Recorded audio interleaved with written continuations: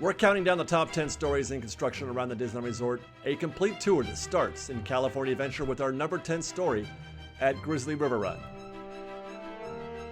We're in the middle of what's going to wind up being about a 2-month update, and it looks like we're about halfway through, and things are starting to develop what we're going to be seeing, the final product.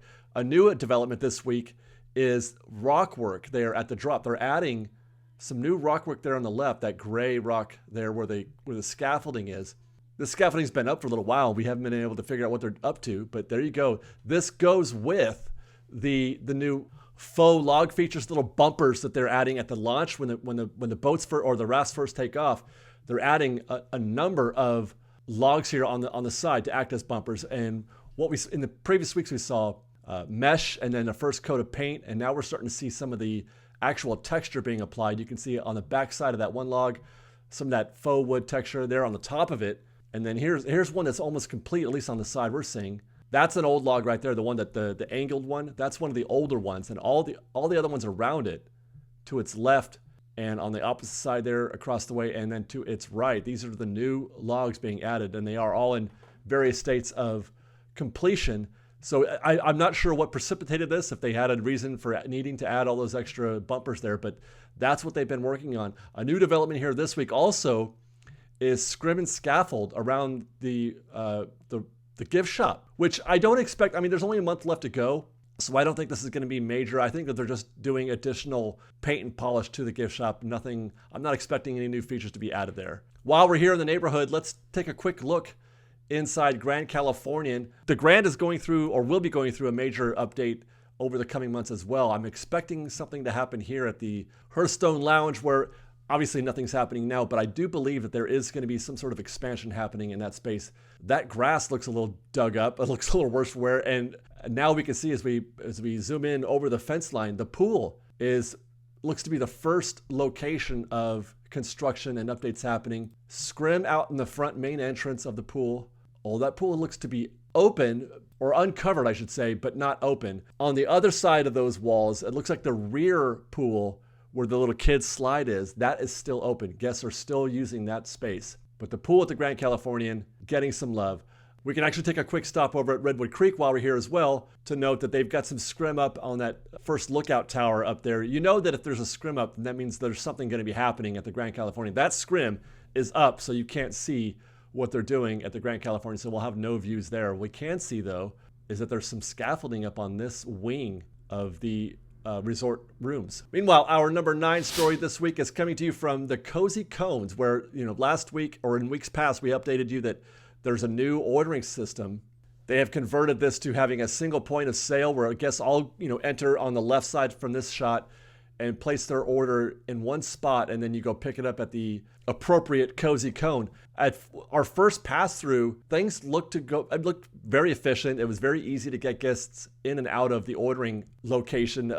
It seemed to simplify that process quite a bit. But on this week's visit, we had kind of a hard time making our way through these crowds, and I was a bit surprised. It was very dense, very thick. I had to sort of shimmy my way through here, and it was a nominally busy day. It wasn't excessively busy to the point where you'd have an issue getting through the crowds. I don't know. It sure seems like getting orders placed isn't the problem. Getting orders placed is handled. They're good there. Lots of space in those queues.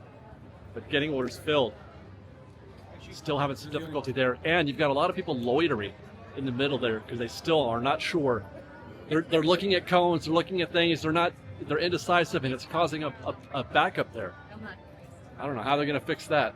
We'll keep an eye on this story, but I'm hoping that this is just people getting used to what's happening here and not a sign of maybe more complications than they bargained for. Let's note also, this is interesting. Look off in the distance on the other side of those cones. Walls are up again at Red's Community Garden. This is the third time walls have gone up in this space. And this is just 2 weeks after the walls came down. But behind that boards and scrim is the Red's Community Garden installation that we just saw them put in 2 weeks ago. The dining area, the tables are still there. You can still sit there, but something is up with Red's Community Garden. We'll have to follow up on that as well to see if there's any, if there was a structural issue with the actual covered space that they created for this area. On our way out of DCA, for this moment, I observed once more that the red car trolley tracks are gone from Hollywood Boulevard. The sound of the red car trolley, or even the lack of it, is ever present here at the Hollywood Boulevard. I miss it. And I feel like I get it. Red car trolley's never coming back, and that's the way things have always been and always will be here at the Disney Resort.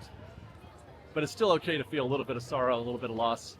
I'm gonna miss the red car, but there are plenty of other things. Disneyland's still amazing. The red car's not gonna make or break your trip. Lots of fun things to do and see here. And how about this amazing segue? If you are looking to plan a trip to the Disneyland Resort, please do consider using our travel affiliate, GetAwayToday. There's a link in the description. Best in the business at helping you plan a trip, making all the arrangements. Very knowledgeable, very kind, sweet people. We love them. I consider them all, every single one of them, a friend of mine, and a friend of the show. So if you're planning a trip, please do consider using GetAwayToday. There's a link in the description, and I hope you guys have an amazing time here at the Disneyland Resort or wherever else it is that you plan to go. We'll go to Downtown Disney for our number 8 story of the week, and that is the ongoing progress of the monorail. Actually, a new development. While we're here checking in on the monorail, we found a bunch of new scrim and fences up. They're digging up some of the groundwork there out in the main Downtown Disney walking area, which is curious because all of this paved area, all of these walking surfaces were just recently done, like a year ago. That was all brand new. But it looks like they have dug up some spaces and are redoing some of the concrete in that area. I don't know why I'm tripping about what I can see down here. I need to Parkside Market. Let's go. From the Parkside Market, we'll check first on the monorail, where it's going through a rapid advancement in its construction, where it went from just a few vertical steel posts. It's now getting a second sort of wave of installation of the canopy that's covering. That's where guests were going to scan in before you get into the monorail. That's going to be the new turnstile for the monorail entrance at Downtown Disney. I'm curious to see if this is going to look like the mid-century modern theme, or if it's going to look more like what they used to have, which is not very attractive at all. This whole building, for my money, is not particularly attractive, and I would love it if they were able to incorporate more of that mid-century modern, although I don't expect them to be able to do the larger canopy that covers the actual monorail track. I think that is what it is. Looking forward to seeing how the monorail station develops. This is scheduled to reopen the monorail on March 7th, which is just 2 weeks away. So hopefully they can wrap this up in that 2-week time. Meanwhile, let's see if we can see over those fences. And no, actually, we can't see anything from here. The view is literally better from the ground than it is up here from the Parkside Market as far as what's going on. Although, again, it's not the sexiest thing that's happening down there. They're just redoing some concrete. So we'll take our next shots next week from the ground. And we don't have to go far for our number 7 story this week, Gigi's Chicken Shop. I would have liked to make this number 1, but it's not exactly construction. But guys, when Gigi's Chicken Shop opened, the top story for us was the fact that they were selling a chicken sandwich for $18. A chicken sandwich. No drink, no sides, just the chicken sandwich for $18. And that caused a lot of controversy, not just from our channel, from others as well. But go inside and look at the menu, and you can see that chicken sandwich is now $16. They have lowered the price for the original fried chicken sandwich from $18 to $16. That's news. I'm low-key shocked that they actually did that. When have you ever seen any kind of restaurant or dining location or anything like that just lower the price? You never see that. Obviously they knew $18 for a single chicken sandwich with no sides or anything like that was way too much money. $16 is still a lot, considering you don't get any fries or anything. But still, I gotta give them props for at least recognizing that and listening to their guests, to their customers. I'm just shocked that I just cannot believe that they actually did it. I can't believe it. One last stop while we're here in Downtown Disney. We'll take a quick peek at what's happening at Earl's Sandwich. Same vertical steel over the walls. That has not advanced. We'll take a peek behind the little gap there, which they've amazingly still left open for us. I can't believe it. But yeah, you can see the forms are still up. They're still in the foundation stage. They got a ways to go before we even get concrete in this location. So we'll come back next week and check on things. Let's go to our number 6 story, which is the main entrance to Disneyland. Actually, this looks a lot like it did in weeks prior, but we're winding down. I can tell we're winding down because we have digital signs up here. These were not here before. They've installed the digital signs at that second section of entrance gates that they've been working on. But the real story here, the real number 6 story, is when we turn around and see that the walls are down at DCA. The middle section, there are 3 sections at DCA, left, middle, and right. The right side has already been done. The middle section, walls are down now. The gates are not open yet. They're still closed, but I'm sure they'll start testing soon, probably by the next time we make one of these shows.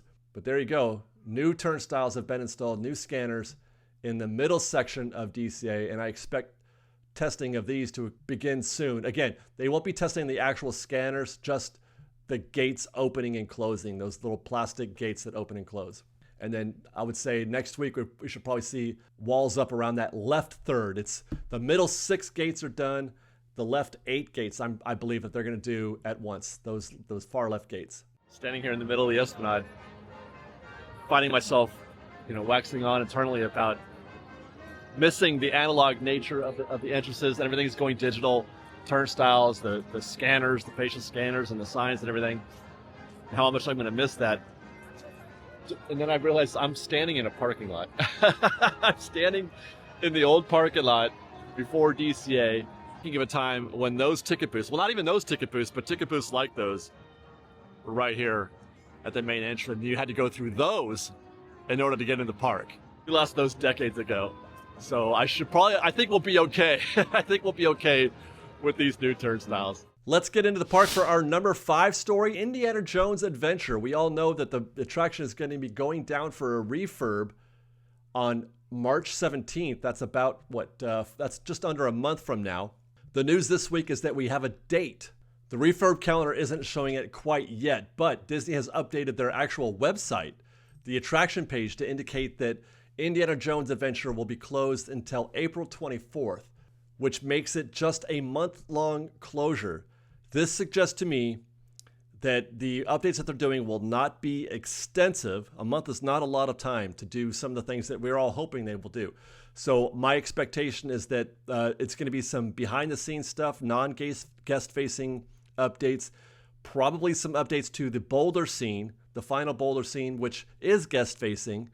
But I don't think that's enough time for them to also be working on or fixing the doors. I do not believe that the rotating doors at the beginning of the attraction are going to be included in this, simply because I don't think that's enough time to make that change. So look for Indiana Jones to be closed from April 17th and reopening on April 25th. Good news and bad news, I guess. Good news is that I thought it might be longer than that, and that would obviously impact a lot of people's plans, some schedules for going to Disneyland. So just a month. Hopefully that doesn't affect any of your schedules. Bad news, though, is that it's not as, that's how Indy goes, you guys. Indy is the kind of attraction that is in constant need of Band-Aid type updates. And we talked about this in previous conversations about the reliability of Indiana Jones and how it seems to get a pass in most cases, whereas Tiana is not getting a pass for its reliability, which is a conversation we're going to be having again in this video later on. We'll be talking about Tiana. It's one of our top 10 stories. But this happens to Indy all the time, and it goes down for a month, and then it's fine, and then it closes again for another month, and then it's back up again. It's probably the attraction that gets the most care, the most updates, most refurbs of any other attraction in the park. Speaking of refurbs and dates, we've mentioned in previous updates that Mission Breakout was going to be closing on March 10th. We do now have a reopening date. It's going to reopen on March 21st. I was at the park the other day, and my goodness, I saw a 2-hour wait standby, and I was almost positive. I said, I know why this is. I know why this is. And sure enough, it was because they were running just one gantry. Only Bravo was working. Alpha and Charlie were down. So I have a feeling, I'm hoping that, because we've been seeing gantries go down on a regular basis here as we go through our state of DCA reports, etc. I'm hoping that what they're doing is going to be fixing some of those issues that they have with the gantry lifts. Also getting a reopening date is Jolly Holiday Bakery. We've been watching them build this. They're currently under or behind scrim and scaffold right now. Jolly Holiday is going to reopen on March 22nd. We have a date. We're about halfway there as well. It's been a 2-month closure. We're about halfway there. We can't see what they've been doing or what they're going to do, but we can hear it. Once more, we walked back there and you could hear the sound of, well, it was either pressure washing or paint. I think it's pressure washing.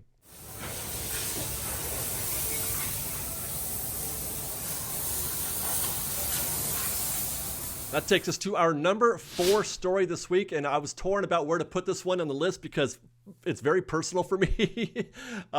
Disney has been taking very good care of their park over the past year or so, but this situation has been driving me bananas. I gave them a pass last week, but I think it's gotten worse. This is worse. Last week in our Trash at Big Thunder update, we noted that there was this weird kind of, I think it's a case for glasses up there on the rocks. The cup is gone. I can't find the cup, but that glasses case is still there. So that's at least a week that glasses case has been there. Even more troubling, though, is there's a hoodie. There's now a hoodie on the rocks. And what's most troubling about that is that it's been there that was there at least on Wednesday. So when I arrived on this Friday to shoot that hoodie, it had been there already for 2 days. How does a hoodie stay on the rocks at Big Thunder for more than an hour is my question. There just should be no opportunity, at least overnight. And by the way, can I just ask, how does a hoodie wind up on these rocks anyway? Because that's not an accident, right? Who among you is throwing their clothes onto the rocks at Big Thunder? I don't know how you accidentally get a hoodie on those rocks, be that from the train or from the bridge or whatever, man. That's just wild. I think that's a hoodie. That is a hoodie, right? Whatever it is, that's been there for a few days. This is upsetting. And I hope that Disney does something about this soon because it demonstrates a lack of, concern about what's happening. We got new management in the parks too. Let's go. Let's go, guys. We'll go to our number 3 story this week, Tiana's Bayou Adventure, where we talked about its reliability. I have not heard or seen any reports of major breakdowns happening. We arrived pretty early on this day to check in on things. It was a 5-minute wait. I mean, again, it's early, so it should be 5 minutes, but we've been seeing breakdowns in the morning as opposed to 5-minute waits. So this is good. We're off to a good start in that regard. Tiana's has been pretty reliable, I would say, for the past month or so. We're here, though, for our number 3 story to talk about Tiana herself. The animatronics have been a point of observation for the past couple of months now. The various Tiana animatronics have been in various states of readiness, stage readiness. And so I wanted to take a quick trip through, and the first Tiana, the Lift Hill Tiana, not great. She's singing, she's moving a little bit, her head is moving, but her body is not moving. So that's kind of a poor start for Tiana, but it's working well enough that the average guest would probably not even know that there's supposed to be more fluidity and more animation to her movements, but she was working well enough that I don't think anybody would care, or the average guest, that is. There's Lewis, he's working just fine. By the way, the only issues that we've been finding lately have just been with Tiana. All these other critters, all these animatronics have been working flawlessly pretty much since the opening, as far as I know. This Tiana here is working. That looks pretty good. She's looking good. Same for Tiana number 3 over there with Lewis and the other critters. She doesn't speak. That animatronic has always just been a mover, not a talker, even though she has a voice, but you don't see the animation in her face. Next one looks good. That looks like normal, regular Tiana there. We'll go to the laughing place next, where unfortunately the giant projected Tiana and Lewis heads are still working, unfortunately. I would rather that these guys not work, or that projection not work, I should say. Mama Odie here at the top of the lift hill looks pretty good. Last time we came through here to check on her, she wasn't moving. She was very stoic. You could hear her but not see her, but everything looks good there. So Mama Odie is on point. But it's the last Tiana, the Florida Bayou Tiana, that has been the big story, obviously. And it's still the case today that is not functioning correctly. Her animation, her face is animated. That's working. You can hear her, obviously. But the rest of her body is completely still and immobile, which obviously is not a good look. That's not great show. And then, of course, there's one more animatronic after Tiana there, and that's Mama Odie, the final scene, which she looks great. Mama Odie's looking great there. Her voice is synchronous with her actions. One thing I did notice, though, Juju never appeared. So Juju may not be working, although, again, that's not going to make or break the show. That's not really a big concern for most people. Juju, they'll get that working in short order, I'm sure. Not going to lie. The Florida Bayou Tiana is a little disconcerting. Not going to argue with that, especially when her eyes move independently of the rest of her. But it's for that reason, though. It's for that reason. I'm sure it's not lost on Disney. We all see it. Everybody sees it. Disney sees it, too. It's not that they're not interested in fixing Tiana. It's not that they don't want to. I think that there's something wrong, and that they have to, it's a more complicated process than you might think it is. Man. While we're in New Orleans Square, let's just take a quick peek. I was checking in on Haunted Mansion to see if I could find anything with regard to the New Orleans Square train station. Can't see anything through, over, or around the walls. But I did happen to notice that when it's empty, when the crowds are light, the music coming from this space is much more apparent. And I heard this, what I thought is new music, and I'm like trying to peek over this fence and like, did they change the soundtrack that's going on in the Haunted Mansion queue? You'll know that they've got that very Baroque style of the arrangement of Grim Grinning Ghosts, and I thought maybe they changed it, but they had, when you get closer to the queue, it was the old, or the proper Haunted Mansion music, and then I realized it's that. There's speakers in the brick walls of that wall that separates the Haunted Mansion from Magnolia Park. I must be some kind of big, dumb, simple person, because that really, I find that really cool. I find that neat. There's just music coming out of the brick columns there. Love Disneyland. And with that, we will hop across the Esplanade back to DCA for our number 2 story of the week, the Avengers e-ticket construction. And I'm hoping that this stays at the top of our list, because this is very exciting. We did get the camera up there. Everything was working good, and we're starting to see some things develop. Last week we saw dirt over the pink building. This week we can actually see cut pavement down there. We'll zoom in a little bit, and you can see the boundary. There's a fence there, and there's a boundary line where it looks like they've cut up the actual blacktop down there, where it's been dug up. We've seen piles of it elsewhere in previous weeks, so it looks like they've advanced on that. Meanwhile, to the right, there it is. Mount nothing. Mount of dirt. I don't know what to call it. The giant dirt mountain back there. Dirt mountain.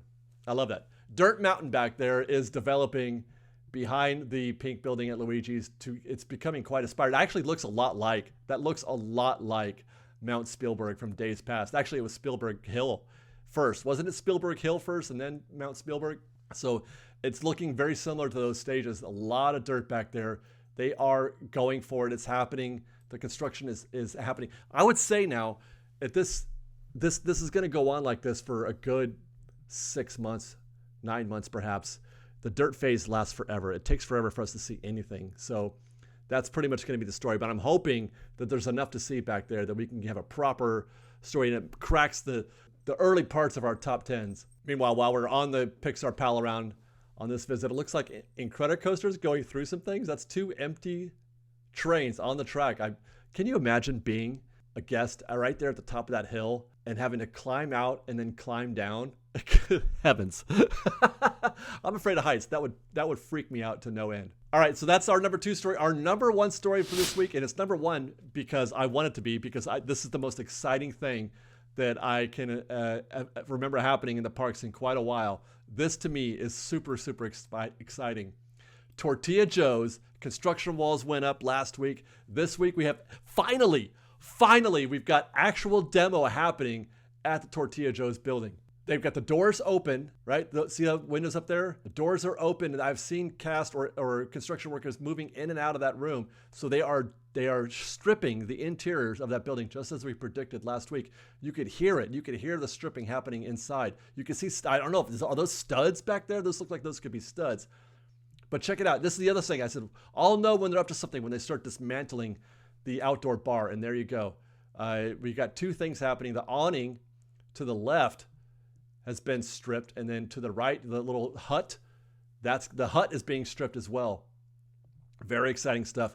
They're gonna take down the exteriors first, strip the interiors, and then start working on the building. They have, by the way, all those holes that I said they'll be gone next week. Sure enough, they are. They've been filled in with lights, but they left one. This will probably be the last week we can see this. They left one gap there for me, so we took a peek. This will probably be the last chance we get to see anything through or over the wall. And it looks like, yeah, look at that. Boy, that outdoor bar, I couldn't get the camera around, but you can see they've completely decimated. It's just rubble now. That outdoor bar is just rubble. What's happening here is Arthur & Sons, a steak and bourbon, the sign says. Steak and bourbon. That's the steak. That looks like some kind of salad. And there's your bourbon. If you were hoping for something discounty downtown Disney coming up. I don't think Arthur and Sons is it. That looks very expensive. And look at that. They put the concept art also for Arthur and Sons. This is going to be the front-facing building that is suggested by this. You could see how I thought that this was going to be reskinned. That right there in the concept art, that's that building. And then those, the panel, the windows there, and the tables, etc. to its right, that's clearly that section to its right there, right? That's obviously they were going to reskin this building. And even look at that, the window up there, that's obviously that. Very clearly, right? So I'm curious maybe that's why there was such a long delay in getting this started, because the plans and specs to reskin a building have to be completely different than the plans and specs to build from scratch, from ground up. And so they had to redraft all those plans, and they had to make sure everything, But are they going to, that makes me wonder, are they going to try to build the same building? Because they did that to try to reskin it, but now maybe they can build the suit. Maybe they can build whatever they want now at this point. And they don't have to try to reskin it. I'm guessing there's a chance that Arthur and Sons will wind up looking different than what we're seeing in this concept art. And those are our top 10 stories for this week. That was exciting. Let's wrap up, though, before we go with the refurb calendar. What's happening in the park right now? Great moments with Mr. Lincoln, obviously. Closed and been closed and will stay closed now. We're not going to see that Walt animatronic until July. No word yet, though, if they might open up the gallery before then. We'll have to stay tuned for that. The meet and greet at Pixie Hollow could be opening in as soon as a month. We have, it's a second closure. That's what I'm seeing. I'm seeing 2 return dates, but it's going to open for 2 days and then close again. I don't know. It's possibly returning on March 20th and then also possibly returning on April 6th. We'll keep you posted. The monorail reopening on March 7th, as is the Disneyland Railroad, March 7th. Jolly Holiday Bakery is closed presently, will reopen on March 22nd. It's a Small World. It has been closed for a while. Scheduled this, they're saying spring so far. That's what Disney's saying. We don't know anything more. I'm expecting sometime in April or May. Indiana Jones, as mentioned, closed or closing on March 17th. Scheduled to reopen on April 25th.